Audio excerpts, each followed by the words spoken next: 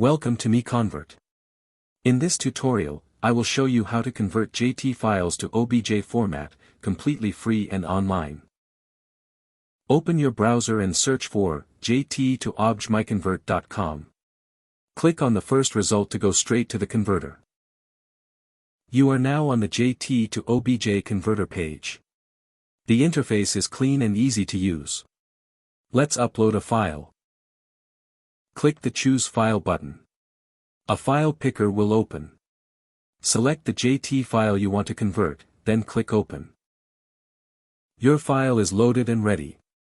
You can see the file name, size, and destination format. Click Convert now to start the conversion. The conversion is in progress. You can see the progress bar moving.